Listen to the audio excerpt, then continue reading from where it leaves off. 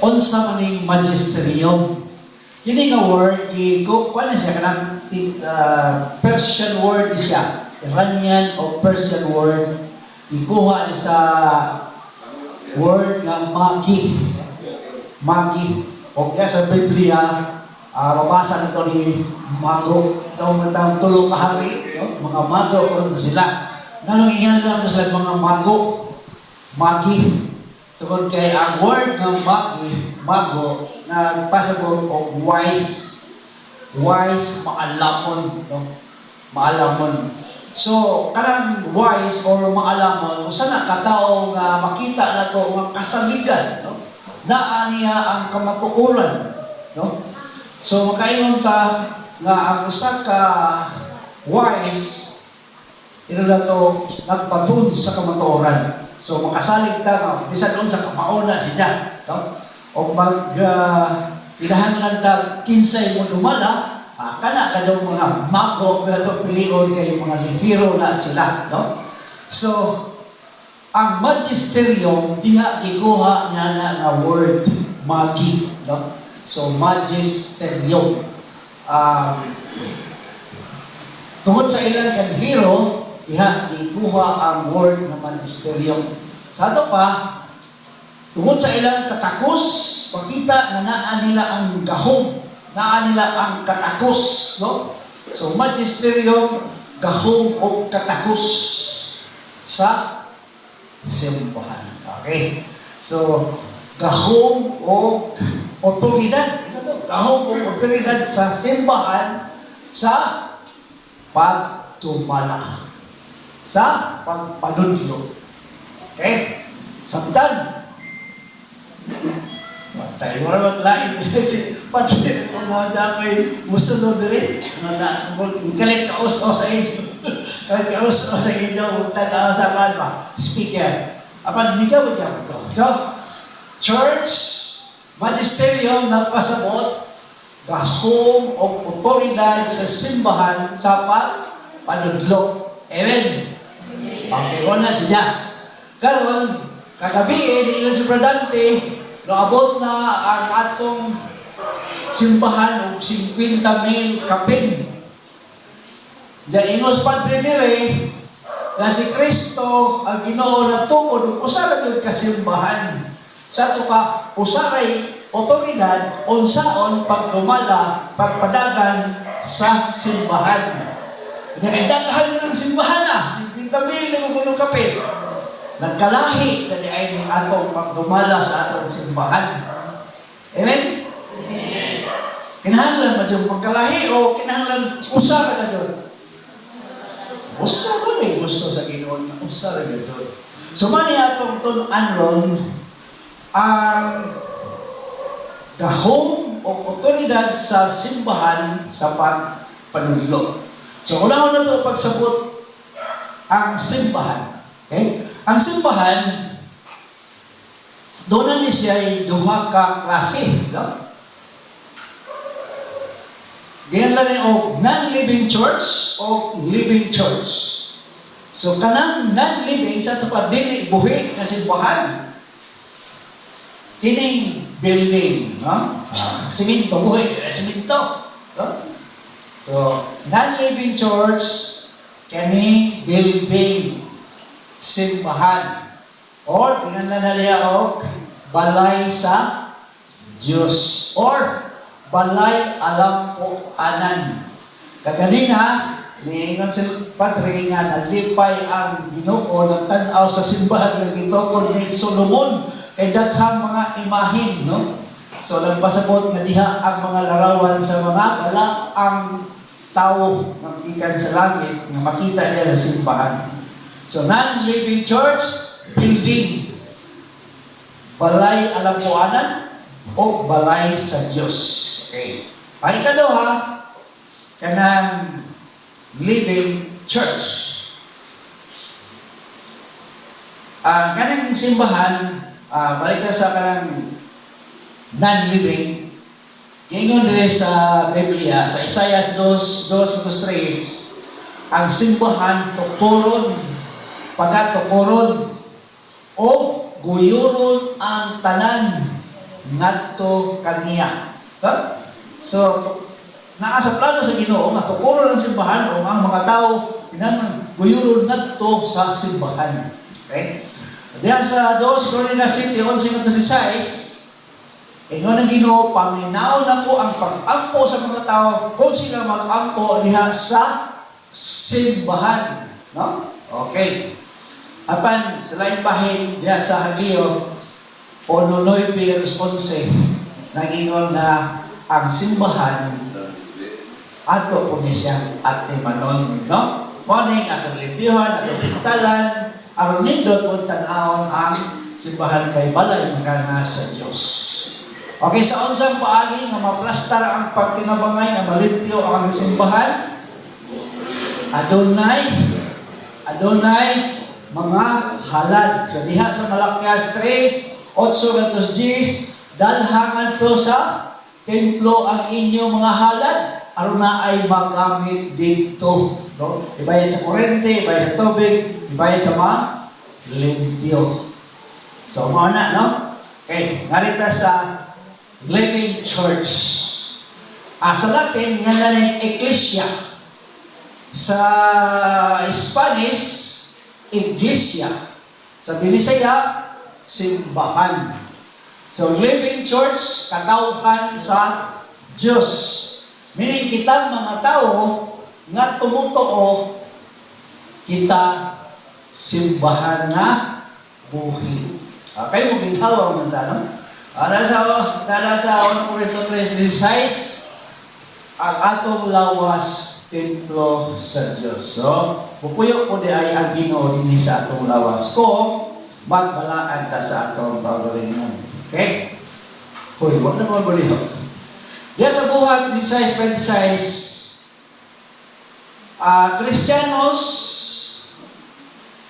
ang tawag sa unang mga magtotoo, ang unang punong magtotoo ng mga katawhan, itawag sila o Kristiyanos.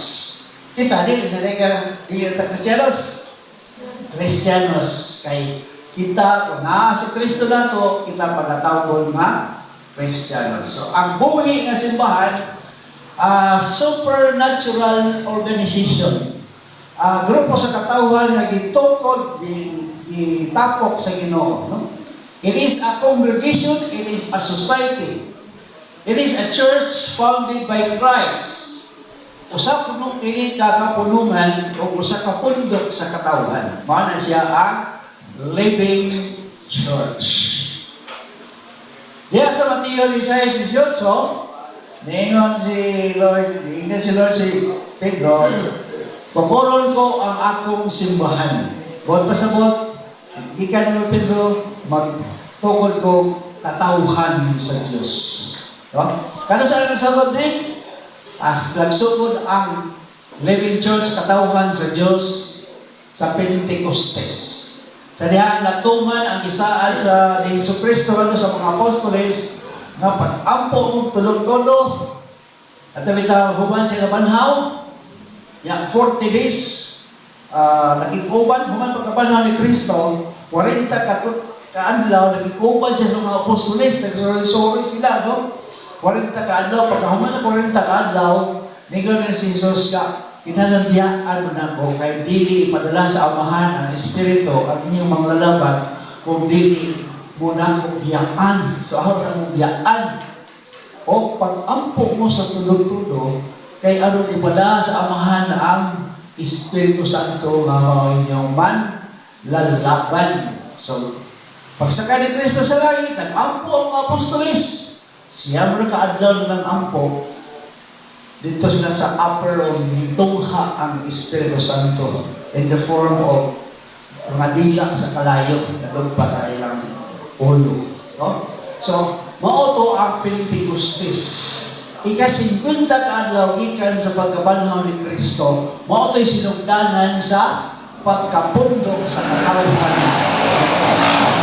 So, sinugdanan sa simbahan na Kristohanon. No? Okay, so diha nagsugod. Daniel 2:44, ipanagna ng daan na magtukod ang Ginoo o gingharian.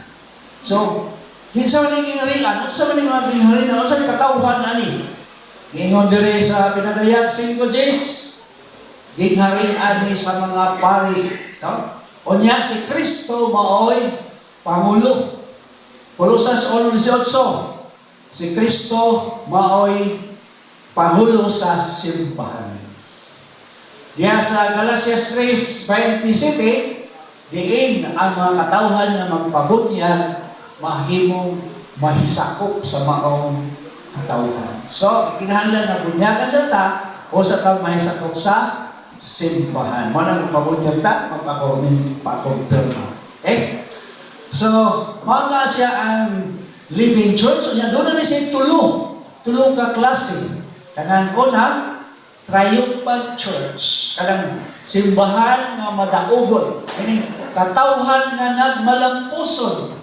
Nilampos sa pagpahimuot sa Diyos. Nilampos nga paningkamot nga mabalaan aron madala sa Ginoo ngadto sa ining harian.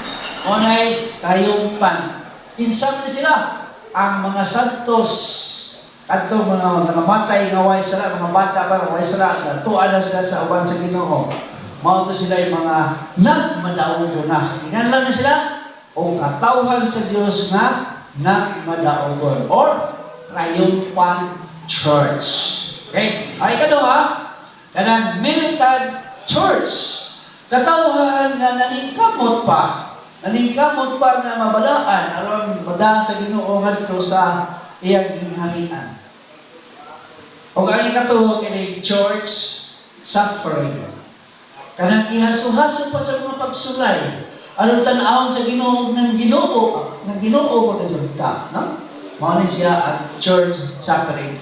Katawhan na naapa sa mga pag-antos, naapa sa mga nagatubang pa sa daghang mga kasakit, mga pagsulay sa kinabuhi. Aron makit-an sa Ginoo kung nagtuo ba ni sa Ginoo o nagsalig ba ni sa Ginoo. Mao na ang church suffering. Ano rin nagsa-nagsaon? Church triumphant. Katawhan sa Diyos, kalang madaugon, nagmalampuson sa iyang pagbalaan sa kagalingon, nagmalampuson pagpahimuot sa Diyos, o nahimuot ang Diyos, o idala niya siya kanto sa gingharian sa langit. Diya sa Hebrew 12:23, ngayon rin na, come to the city of God. So, gaya nini, gidapit ang kitang tanan, mahinag ko kaduntaan ang syudad sa atong Ginoo. O diha sa 1 Corinto 14:33, 1 Corinto 14:33, ang atong pagganto dito, apil ka sa mga assembly sa mga katawhan, diin ang ilang mga pangalan na isulat ka dito sa libro sa kinabuhi. Kaya nga no? Ano sa isulat atong pangalan dito sa libro sa kinabuhi? Sa dihang lampos na sa unang pag-judge o sa ikaduhang pag-judge. Kinsa may mahuwas na to? Si Jesus Christ. Pero meron niyang paghukom na to. Sabi, mamatay ka. Ikaduhang hukom niya, ibalik niya, namanhaw na niya tanan niya, rahinon ta. Kinsa'y mahipilin, kinsa'y mada. So, kanto ng malampuson, mato'y isuwat ang iyang pangalan dito sa libro sa kinabuhi. Manang church, tayong pan. Katawhan na ng madaogon. Okay? Church militant. Katawhan sa Diyos na naningkamot pa nga maluwas. 1 Corinto 11:13. Doon na gajoy katapusan sa kalibutan. Meaning, wag itong panahon nga huno mo na sa Ginoo, huno mo na sa Ginoo ang kalibutan. Kanya diya sa Santiago 4:4, James 4:4, nanan ko ka maghuna-huna na magtindog ka maligpon, dili kita matumba, dili ta mapukan. Stand firm, dili ta malupi, dili ta matumba, dili ta matumpawak kadto sa pagkadaotan. Kay ngano? Kung sa unsang paagi ta mahitumpawak, gingon dire Santiago 4:4, ang nakighigala sa kalibutan, kaaway sa Diyos. Ang nakighigala ko sa kalibutan, kaaway sa Diyos. So, dili na palagi sa mga butang kalibutan ng naisuon. kay mahimo tang kaaway sa Dios. Ato lang gamiton ang mga butang kalibutan aron pagpahimot kanhidya, no? Okay. So, maningkamot ta aron kahimot ang sa Ginoo. Na ay ingon diri ang role sa mga pare mao gyud ang pagsulti sa katawhan nga sila maningkamot nga mahimuot ang Dios sa tanan nilang buhaton. Mao na role sa mga pare. Okay? Church suffering. Katawhan sa Dios nga nag-anto sa kalayo sa purgatorio. Yan ang ilang kalag sa kumain sa mamatay ng kalag napas sa purgatorio. Usa ko ni lugar nga linisanan. 1 Corinto 3:15, lugar ini nga linisanan sa mga kalag. Itong kalag gawa nga baka pangayong pasaylo sa iyang mga sala. Okay? Sa Judas 1:22-23, maluwas ang mga kalag sa purgatorio pinagi sa kalayo. Okay? So, kini pong atong mga pag-ampo, kung dako kayo ikatapang nagto sa mga kalag. So, kalayo, sopad, hugkas, kalag-kalag o pamisa, doon na ba dahil nag-support na versikulo? Doon na. Sira, City 33, ang mga patay, handumon. Kung saan pag-handom? Dos Makabiyo 12:43-45 ang mga kalag atong handumon pinaagi sa mga pag-ampo o mga pamisa. Okay? So, 2 Corinto 12:15 ang kalag kuno atong gastuhan. Saan na ito paggastos sa kalag? Wala bang pamisa ta? Okay.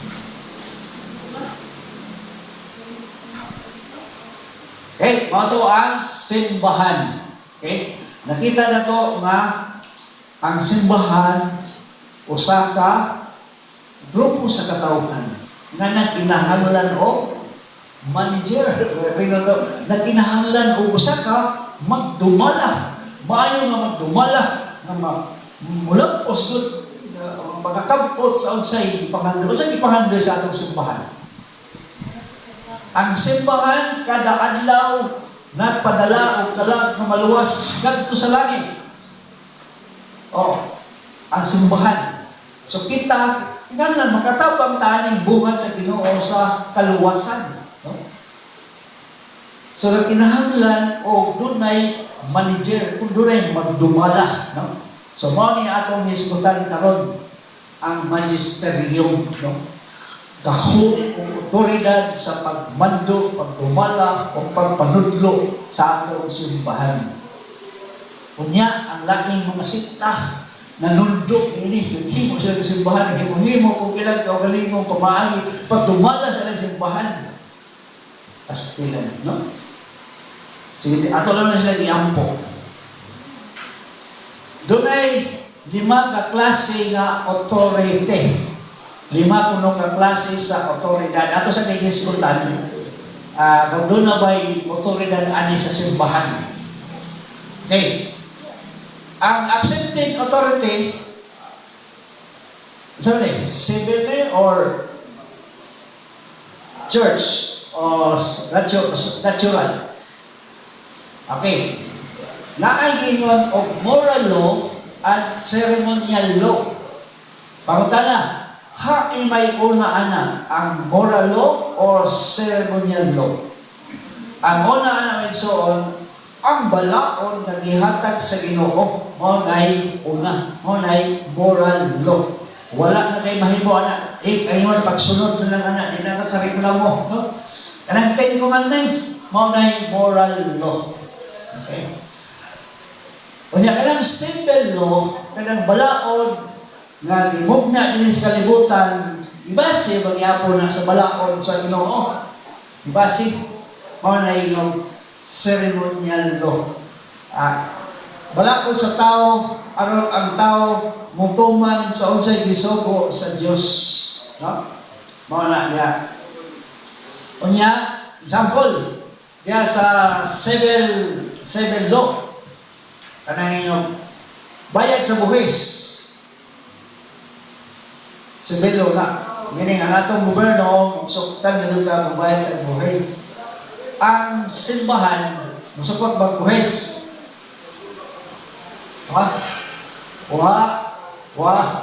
Pero sa una, gisuktan sila Jesus Christ o buhis.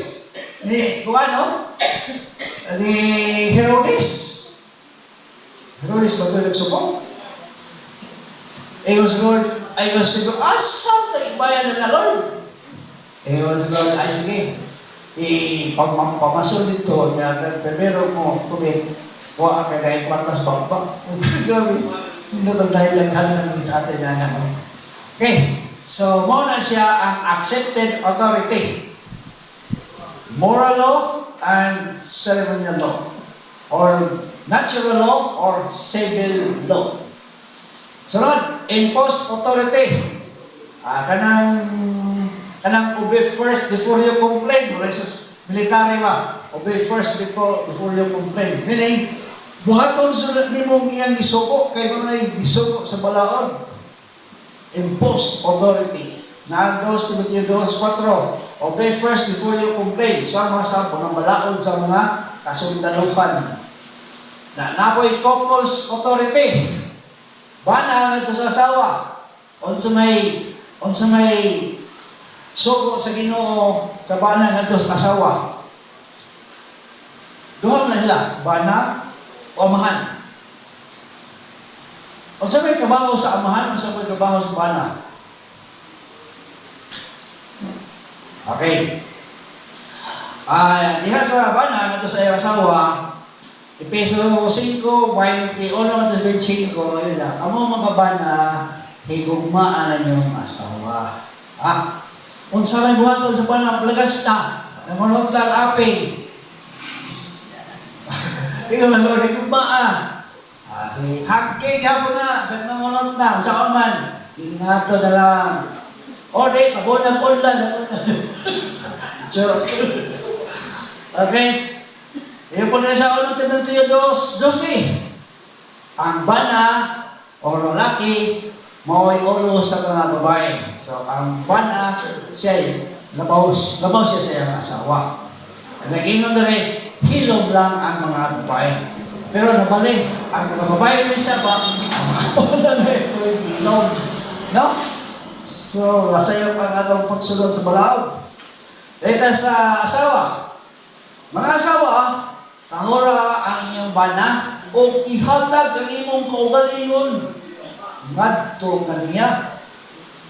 Pero mga bana aja po ako po sa rin nga verse kahit niya wa sa kondisyon na mabugos siya mo ka.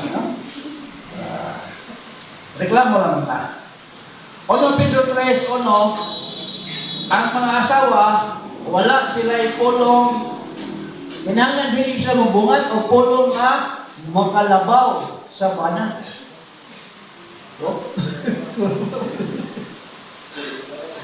Kasi may mga pasabot ani.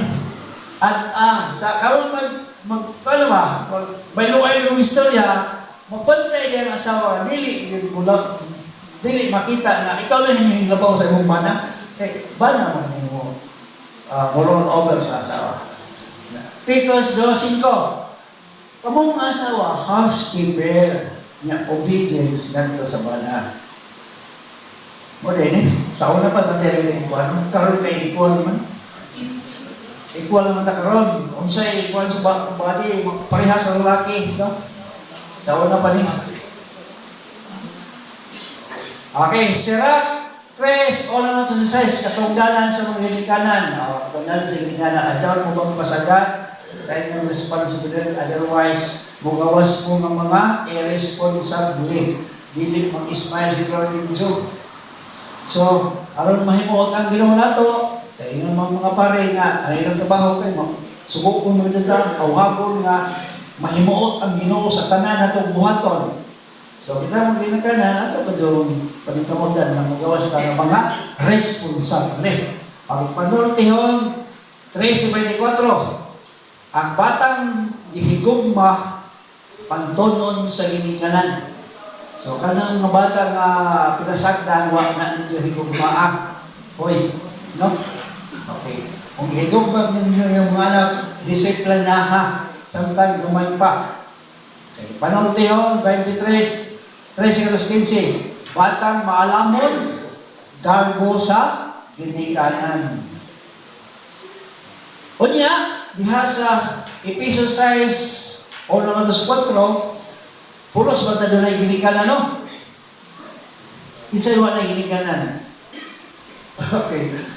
Pulos ka na ginikanan. Katong namatay na ginikanan, awa naman. Pero buhi pa mong ginikanan, hindi yung dere. Tahora ang imong ginikanan, kay dunay isaat ang Ginoo. Ang mutahon sa ginikanan, makabaton sa kinabuhin. Kinabuhin madagtaas o madagayaon. Kinabuhin madagayaon o makabaton o taas na kinabuhi o kinabuhi madagayaon. So, siguro na ay maharuhay ang atong kinabuhi, no? Iko na tabutahon sa ginikanan. Nganto naman tag-ahat, hataksun naman tag-ahat, na atong nanay tatay, makalmin naman tag-ahat. Pero manang ko. Okay? Ano naman ay? Exodo 20, how? Panultihon tayo, 20. Ang mutunglo sa ginikanan, di wala rin matakot yung tungluman. No? Ang mutunglo sa ginikanan, mamatay. Diyos ko. Lalo ba yung sa hindi na ito, tudyok uno. No? Kung ginikanan mo, baka tunglo, awan niya tudyok, awan niya ang mga kanyang isutin, nakatunglo na rin. So, ginahin mo yan ang pasay doon sa Ginoo. Exodus 21:15. Ang mutunglo sa ginikanan patyo, o nagduduhang na ni ka-verse niya. Ang usa, mamatay. Ito no? Patyo. Pero yun, Diyos ono, naghatag o kagool ang anak ng mga siaw o mga anak na buang-buang. So, mga anak, katawang hatag kagool sa inyong ginikanan. Okay, ang ikalima na authority, kanang employer relation, no? Ang employer ang kanang agalon kinahanglan mo look into the welfare sa iyang sulugoon. O ang sulugoon ayan katong danan mo gyud ang pagtuman kung unsay gisugo sa iyang agalon. So ato ni apply ito sa nagko mga kumpanya. So, employer and employee relations. Okay. So, mo to ang pinatibuk-an sa church. Mo to ang i-manage. Okay. Kinsa may mag-manage sa simbahan. Okay? Ang power and authority asa gikan. Ang gahom gikan sa amahan. Ihatag na ito ni Jesus, si Kristo na himong master o Ginoo. Siya atong master o atong Ginoo. No? Unya, di kanidya, yung ihatag na ito ni Pedro. Diha sa Mateo 16, 19-20, ihatag sa Ginoo ni Jesus sa Pedro ang Yahweh. Insa ko na imong pagka. Bagbaran sa langit, higtan, pasailoon, o pinsan unsay huna-hunaon o arayang buhaton ni Pedro, dinis kalibutan, maon na. Hindi ba? Kana bitaw gihatag niya ang Yahweh ni Pedro, ang katungod sa pagduma sa kalibutan. Bisa kung sino na ni Pedro ito, dinis kalibutan na iyang buhaton aron hanay, matunhay ang dagan sa simbahan, maon na, aprobado na sa Ginoo. Amen? Amen. O maon na siya. Power to govern. So doon tayo authority, o doon na tulo ka power sa atong church. Power to govern, power to teach, and power to sanctify. Ang power to govern is ang hierarchy of authority. Gikan sa God the Father, ngadto ni Jesus Christ, ngadto sa Santo Papa. Pedro may ulang Santo Papa. Pag kumatay ni Pedro, ipasa na to sa kaduhang Santo Papa, hangtod sa atong Santo Papa karon, ika-266 si Pope Francis, wala na siya bugtok, kaisoon. Wala siya bugtok. O gani, ang laing relihiyon, kabalo, kano sa nagsugod itong mga relihiyon, ika-15,000 years. Meaning, i-exist na ang simbahang Katoliko o 15,000 katuig. Usa, nagsugod si Martin Luther o himog laing relihiyon. O gikan Martin Luther, hangtod karon ni abot na matagbalibadante, sobra na sila 50,000.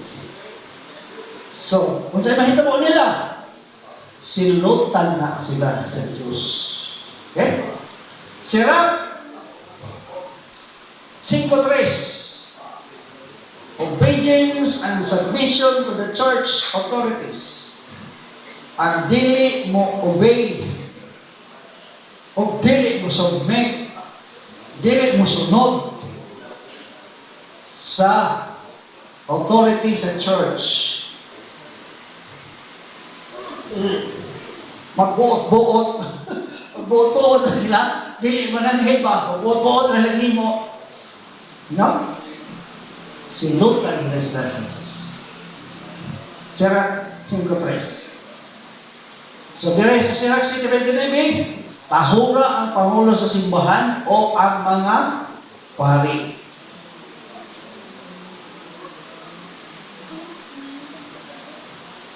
Hebrew 3:17, sila ang tig-atiman sa atong kalag. So, ang mga pari na po, diha sa pinadayag 5Gs, ang mga pari alagad sa simbahan. O sila ang hari sa kalibutan. Uy, kung ba sila mga pari, no?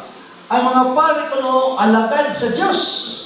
Pinadayag 5Gs, o sila'y hari sa kalibutan. Kaya si Kristo naghari sa simbahan. Siya pangulo sa simbahan. Siya naghari sa gingharian sa mga pari. Yan ang mga pari o mga alagad sa Diyos o ila ang tibuong kalibutan. Huwag man mo yung pastor. Pare man.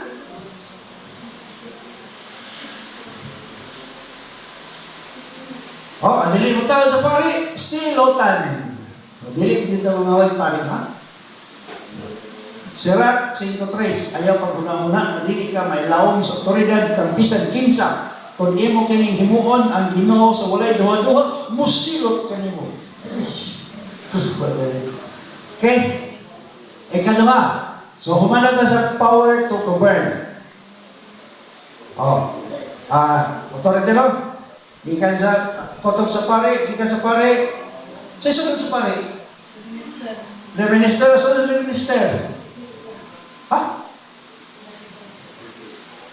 Magtiayon.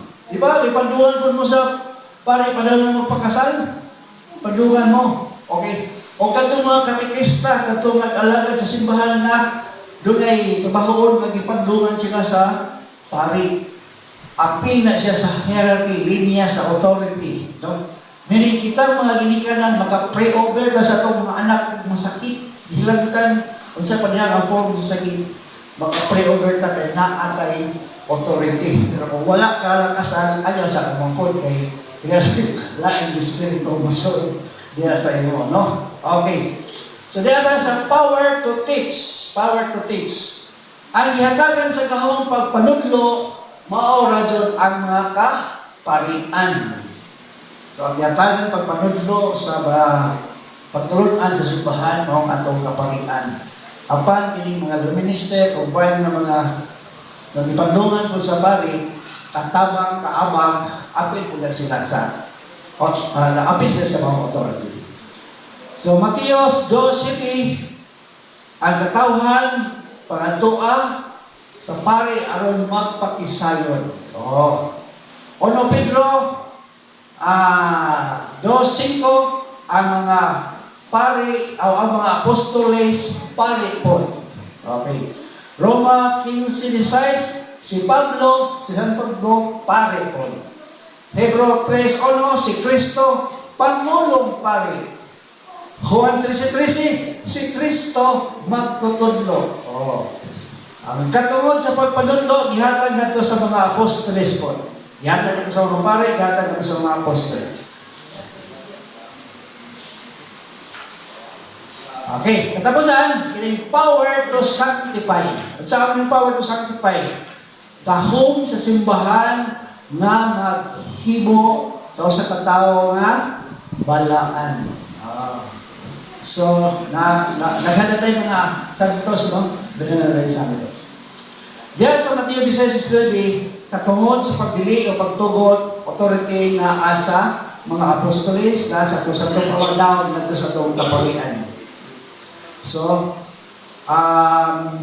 kung doon ay mamatikdan din sa congregation na nagbalakad siya ng gulingon, nagbuhat o maayo, nagmartir tungkol sa iyong pagtuo, i-recommend na kung pare, kanya istudyuhan na sila, kanya pag-abot sa panahon na ma-keep-an yun na tinuod nila siya na nagmartir, nagpasakit tungkol sa iyong pagtuo, pag-sanyaw sa Ebanghelyo, ideklara na sa atong Santo Papa nga usar siya ka santos. Muna kining atong simbahan Katoliko nag-produce o mga santos. Ang laing relihiyon, wala na sila'y santos. Kanang igi, kanang diha sa hinunayan, kanang sa Rocky na, kanang pista niya, at 3-5, San Vicente. Pero, nalundog ng puna na gisnato, okay, na siya santo. Pagdili na ilang santo, hindi na siya produce ang Katoliko ray dunay santos. No? Munang, hindi na sila itong santos. Okay. Unsay mahita po, kung dili ka magbalaan, dili ka magkinabuhi ng balaan, kung dili ka magbalaan, ang padayon na pagpagkasala, dili kuno kita makasulod sa langit. Dili ta makakita sa Diyos. Hebrew 12:14. Without the holiness, no one can see God face to face. So, kinahanglan nila magbalaan ng pagbubuhay.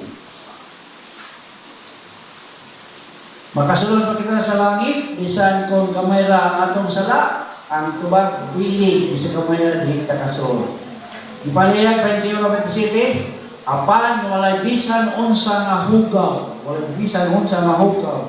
ang makasulod sa syudad, o bisan kinsa nga naghimog makauulaw ang buhat o nagbakak.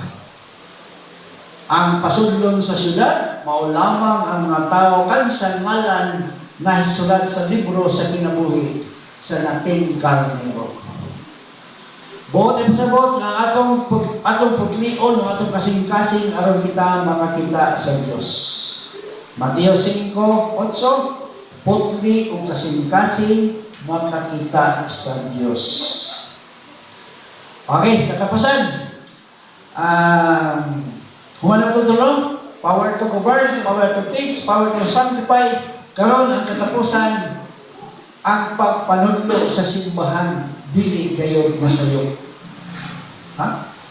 Ang pagpanudlo sa simbahan, dili kayo masayo. Si Kuy Buloy, orang grabihan si... Ang sinito mo ni Kuy Buloy, goodbye si Kuy Buloy. Dito siya. Kaya lang. Ang pagkadili masayop sa simbahan sa pagpanudlo. Okay. Ngano, ang simbahan dili man masayop sa pagpanudlo. Ano yan, diba? Tungod kay, ang simbahan na tinukod ni Kristo, iyan gisaalan na dili gani siya malumpag sa tanang panahon. Bisan ang kamatayon, dili makalumpag diini. So, dili gani siya malumpag yung simbahan na tinukod ni Kristo. Sa ilang na ilang na simbahan dito, ay dili na. Nga na itukod sa basong na lugar. Okay? Tungod kay ang simbahan na tinukod ni Kristo, iyan isaalan na dili malumpak sa tanang panahon. Diya sa Mateo 16:18, nagtukod og simbahan nga walay makabunto. Nga, kung kay si Kristo ang ulo sa simbahan, nga mao ang iyang lawas. Ang buot ipasabot, si Kristo, perpetual na dyan na mag-uban-uban sa simbahan na iyang itukod. O nang dili yun masayo ang pagpadudlo din sa simbahan. Lain consideration, si Kristo mao ang nagiya sa simbahan. Efeso 4, 13-16, nang tinabangay ang matagbahin sa lawas sa simbahan. Giubanan ni Kristo ang simbahan hangtod sa katapusan sa kalibutan o kapanahunanan. Katapusan sa kalibutan o katapusan sa panahon, ubanan ni Kristo ang simbahan. Mateo 28:20, ingon si Lord, ako magauban kanunay hangtod sa katapusan. Kanya, giubanan sa Espiritu Santo. Giubanan sa Espiritu Santo nga mao'y pahinumdom sa tanang bitudlo ni Kristo. Asa mabasa? Juan 14:16, ang Espiritu Santo mag-uban kanunay. Ang Diyos naman, uban po. Ay, uban po. Ang Diyos naman, ang uban usap sa simbahan. O, nag-atiman ni ini. So, God the Father, the Son, and the Holy Spirit, nagsaad o perpetual na pag-uban sa simbahan. Hindi yun ba sa iyo ang simbahan?